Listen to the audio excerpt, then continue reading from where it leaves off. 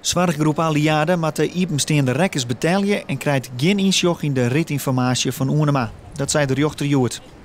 4 jaar lang verzwargen Oenema het vervier van handicapten voor Aliade. De zwartgroep had het idee dat ze er 4 te volle van betalen had. Daarom eerst ze insjoch in de administratie van Oenema. Maar die stemming krijgt Aliade dus net. Deze uitspraak komt hut on bij de zwartgroep. Ja, dat is wel een beetje zuur. We hadden natuurlijk gehoopt op een andere uitspraak. We hebben ook geconstateerd dat een aantal dingen niet kloppen. En het blijft publiek geld, zorggeld. Maar de rechter heeft anders besloten. Dus dat betekent dat we ook deze week nog dat geld zullen overmaken. Maar het is heel lastig om nu te reageren waarom de rechter zo heeft besloten. Want hij heeft alleen zijn beslissing kenbaar gemaakt in verband met het spoedeisend karakter. Maar hij heeft niet gemeld waarom hij zo heeft besloten. Dus dat blijft toch nog even gissen voor ons.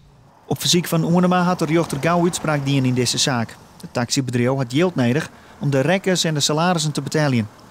Oenema kennen we verder. Hoe 2 weken wordt het vonnis staljochten. Het enige wat wij kunnen bedenken is, omdat we toch al 5 jaar met Oenema hebben gewerkt, is dat de rechter zegt van ja, dan had je misschien eerder aan de bel moeten trekken. Dus dan heb je het recht om te klagen verspeeld. Dat zou een mogelijkheid kunnen zijn. Maar je merkt ook op het moment dat je verandert van vervoerder en de ritten worden gereden door een nieuw vervoerder, dat er dan grote verschillen zijn. En dat is voor ons toch nog aanleiding geweest voor verder onderzoek. Want dat zou dan toch om forse bedragen kunnen gaan.